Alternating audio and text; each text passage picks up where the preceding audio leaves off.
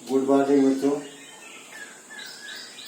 पिछले दिन आपको यूरोपीय शक्तियों के आगमन के विषय में थोड़ा बहुत चर्चा किया गया था। आज फिर से पुनः इसी चैप्टर में हम आपको आगे पढ़ाएंगे। जैसा आपको यह बताया गया कि भारत का प्राचीन काल से ही विदेशी देशों से अथवा दूसरे देशों से जो है व्यापारिक संबंध रहे हैं। यह व्यापारिक संबंध आज भी हम देखने को पाते हैं। तो मध्यकाल के आसपास जो है जो पुराने व्यापारिक मार्ग थे वो बंद हो गए। पुराने व्यापारिक मार्ग का बंद होने का प्रमुख कारण आपको बताया गया था कि 1453 ईस्वी में कुस्तुनतुनिया पर तुर्कों ने आक्रमण करके अधिकार कर लिया। कुस्तुनतुनिया के ही रास्ते से यूरोप का व्यापार होता था, इसलिए वह व्यापारिक मार्ग बंद हो गया और इस परिस्थिति में नए व्यापारिक मार्गों की खोज शुरू हो गई। नए व्यापारिक मार्गों की खोज करने के लिए विदेशी समुद्री नाविकों ने जो है बड़ी बड़ी समुद्री यात्राएं की, जिसमें दो के विषय में आपको बताया गया कि कोलंबस 1492 ईस्वी में जो है भारत की खोज में निकला था, लेकिन वो अमेरिका की खोज कर डाला।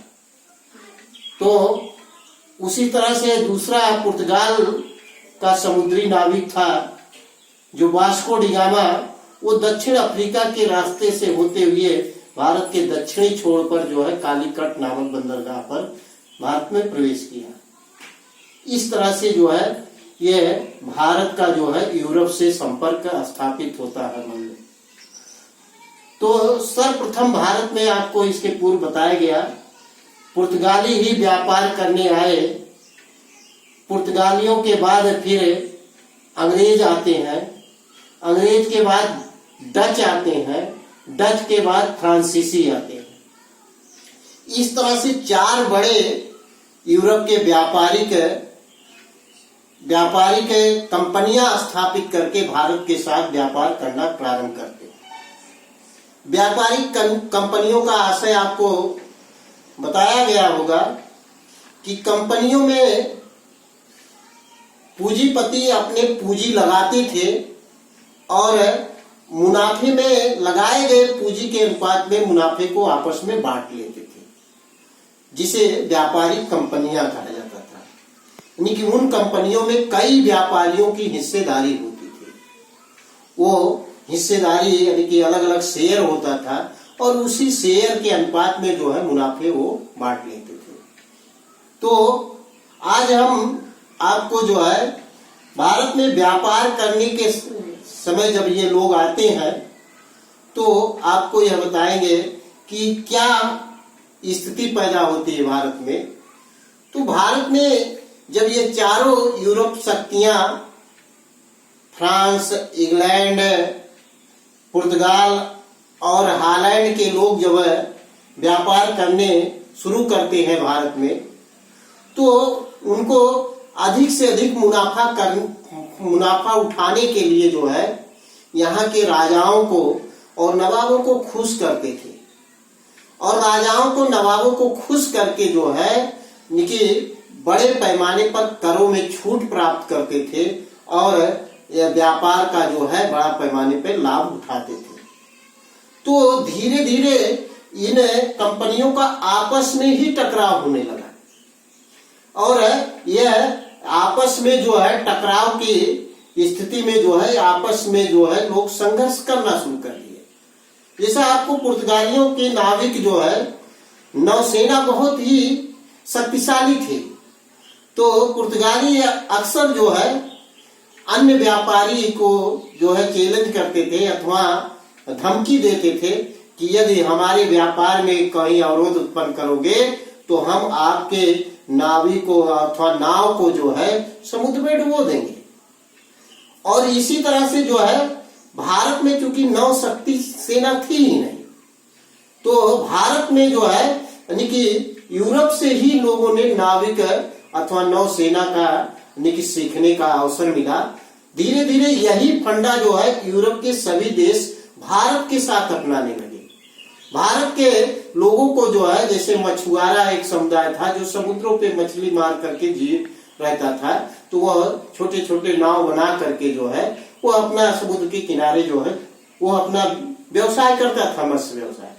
तो ये व्यापारिक कंपनियां जो है धमकी देने लगे कि यदि हमें व्यापार करने का जो है अवसर नहीं दिया जाएगा या करों में छूट नहीं दिया जाएगा, तो हम आपके जो है नाविकों अथवा आपके नाव को, आप मछुआरों को जो है समुद्र में डुबो सकते हैं। तो इस तरह से यानी कि कहने का आशय जो है, एक तरह से तो वो खुश करके जो है व्यापार में छूट प्राप्त करते हैं, एक तरह से धमकी दे करके जो है वह व्यापार में छूट प्राप्त करते थे। तो कहने का आशय यह व्यापार में साम दाम दंड भेद, व्यापार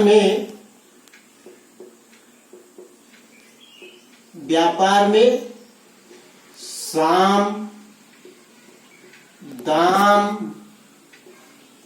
दंड भेद, साम दाम दंड भेद, यानी कि यह चार तरीके अपनाते थे ये यूरोपीय कंपनियां जो है भारत के लोगों के साथ अथवा भारत के व्यवसायियों के साथ, भारत के राजाओं के साथ, भारत के नवाबों के साथ यह साम दाम दंड और भेद के तरीके अपनाते थे। इस तरह से जो है इस तरीके को इस्तेमाल करके ये बड़े पैमाने पे अपने व्यापारिक वर्चस्व को स्थापित करते हैं। आगे चल करके इनको जो है अलग अलग जो है कंपनियों में जो है आपस में टकराव उत्पन्न होता है। जैसा आगे आपको चैप्टर में आगे पढ़ाया जाएगा किस तरह से टकराव उत्पन्न होता है, और टकराव को जो है आगे चल करके आप इतिहास में पढ़ेंगे कि जो है इस टकराव में अंग्रेज अथवा इंग्लैंड के लोग सबसे ज्यादा भारी पड़ते हैं, अथवा इंग्लैंड जो है इस टकराव में सफल हो जाते हैं, बाकी हार जाते हैं। तो कुछ व्यापारी वापस चले जाते हैं और आगे इंग्लैंड का पूरी तरह से व्यापारिक कब्जा भारत पर हो जाता है। धीरे धीरे वह यहाँ के राजाओं को जो है आपस में लड़ा करके राज सत्ता पर भी स्थापित करने लगते हैं। ये आगे इतिहास में आपको बताया जाएगा। तो ये सारी चीजें यह आज आपके इस पाठ में यह पूरी तरह से आपका समाप्त हुआ। अब आपको जो है कुछ महत्वपूर्ण तिथियां इस पाठ में आपको बताई जाएगी, कुछ महत्वपूर्ण बिंदु जो है आपको बताई जाएगी। जैसे पहली महत्वपूर्ण तिथि है 1453।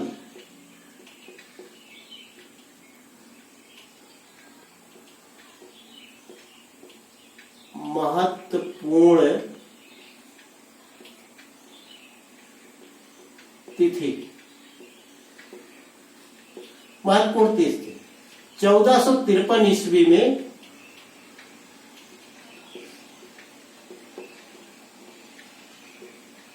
तुर्कों का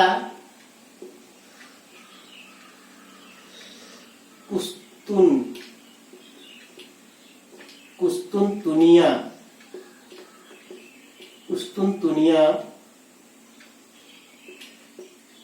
पर अधिकार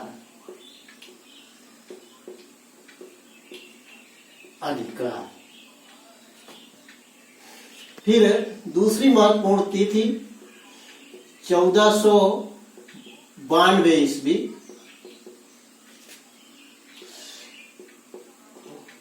कोलंबस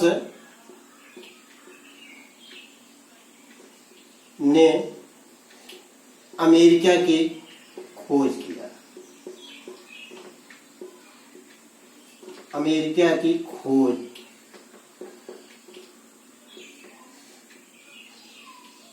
1498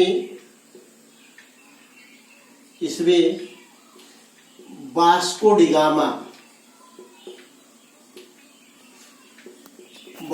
डिगामा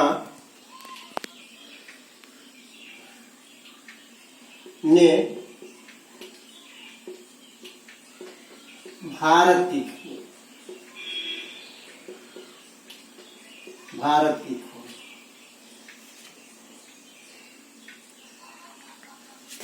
अथवा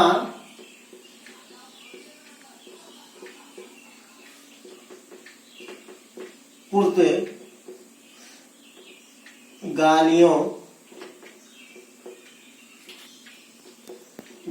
का आगमन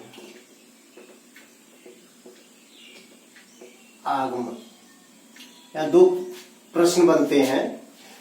यहाँ 1498 ईस्वी पे दो प्रश्न बनते हैं। एक प्रश्न पूछा जाता है कि 1498 ईस्वी में भारत की खोज किसने किया, तो वास्को डी गामा। दूसरा, पुर्तगाली भारत में कब आए, तो 1498। इसलिए यानी कि वास्को डी गामा ने भारत की खोज की अथवा पुर्तगालियों का आगमन। अगला 1600 ईस्वी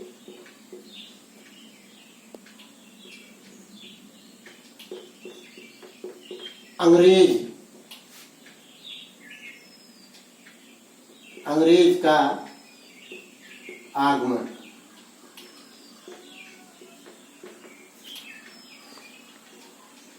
1602 ईस्वी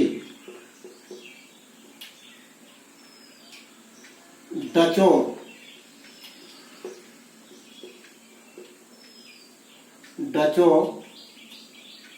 ये हॉलैंड के लोग थे, डचों का आगमन।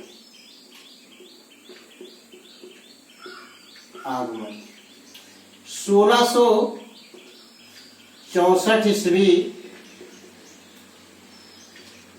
फ्रांसीसियों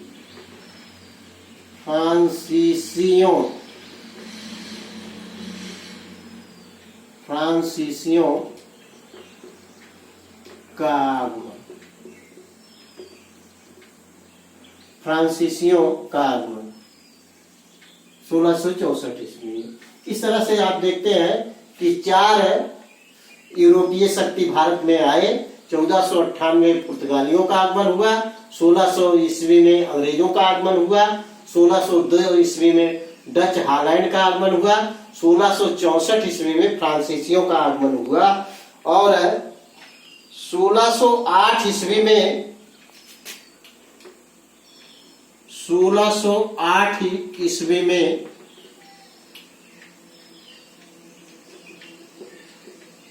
कैप्टन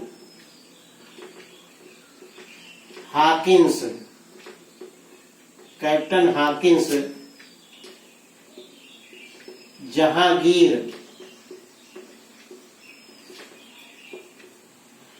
जहांगीर के दरबार में अंग्रेज राजदूत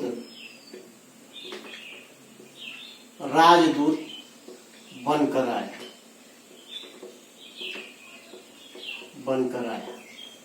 इसी तरह 1615 ईस्वी में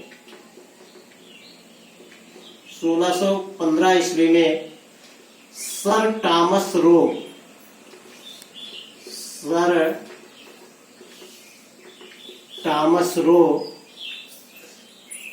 जहांगीर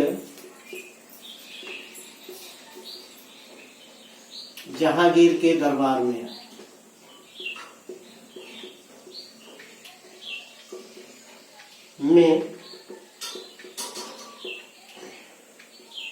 अंग्रेज राजदूत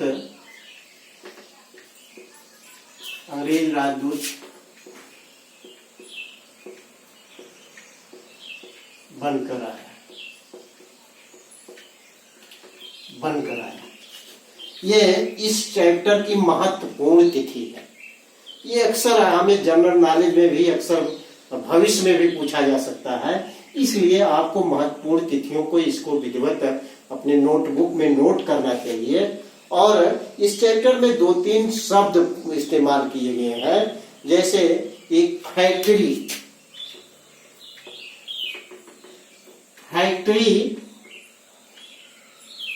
या कोठी।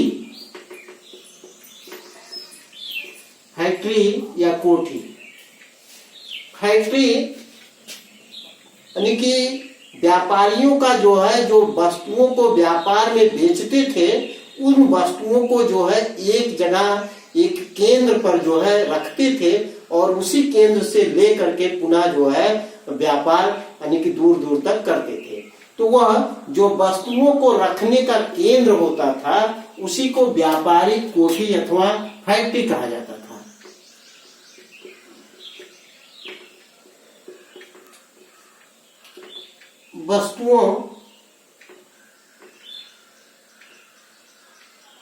वस्तुओं को रखने का केंद्र,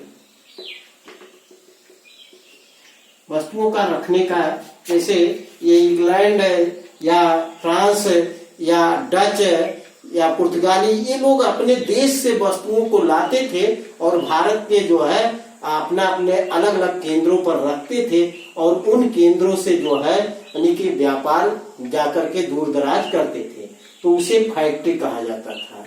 दूसरा एजेंट, एजेंट का आशय जो है, जो व्यक्ति जिस व्यापारिक कंपनी का जो है व्यापार करता था उसे उस कंपनी का एजेंट कहते थे। व्यापारिक कंपनी का सदस्य, व्यापारिक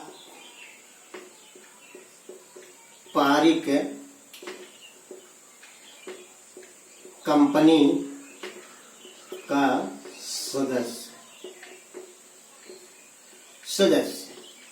ये एजेंट कहलाता था। तीसरा फरमान,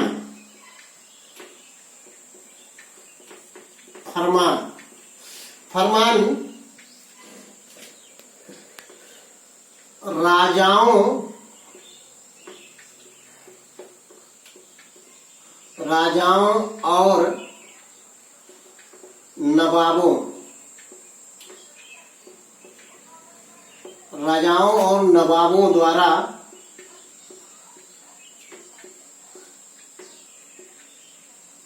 दिए गए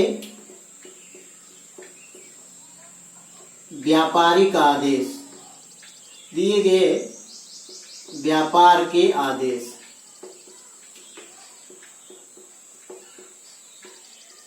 व्यापार के आदेश, ये तीन वर्ड यानी कि आपको इस चैप्टर में आपको लगता होगा कि जो है ये अलग है। तो इस तरह से जो फरमान राजाओं और नवाबों द्वारा दिए गए व्यापार के आदेश होते थे। जैसा आपको बताया गया कि जो है ये यूरोपीय शक्तियां नवाबों और राजाओं को खुशामद करते थे। खुशामद का आशय वो कुछ उपहार भेंट करते थे। जैसे सर टॉमस रो जहांगीर के दरबार में जब राजदूत बन करके आया था तो उसने यानी कि जहांगीर को दस्ताना दिया था और एक अंग्रेज की बग्घी दिया था, बग्घी जिस पर राजा जो है बैठ करके जो है या नवाब बैठ करके एक जगह से दूसरी जगह जाते थे। तो ये वह अंग्रेज के द्वारा बग्घी और दस्ताना दिया गया, तो जिससे वो खुश होकर के जो है इनको कर में छूट प्रदान किया। तो इस तरह से खुशामद करते थे। तो खुशामद करने के बाद नवाब व राजाओं द्वारा जो है व्यापार के आदेश देते थे अथवा करों में छूट के आदेश देते थे। तो ये फरमान है। तो ये आज इतना ही पाठ आपको पूरी तरह से समाप्त हो चुका है। अगले दिन जो है जो अभ्यास में प्रश्न दिए गए हैं अथवा उन प्रश्नों का उत्तर आपको अगले दिन बताया जाएगा। तो आपसे अपील है, घर में रहें, सुरक्षित रहें और इस वीडियो को, इस लेक्चर को अधिक से अधिक सुने और महत्वपूर्ण तिथियों को उसको नोटबुक में नोट करें। तो इसी के साथ आपको बहुत बहुत धन्यवाद।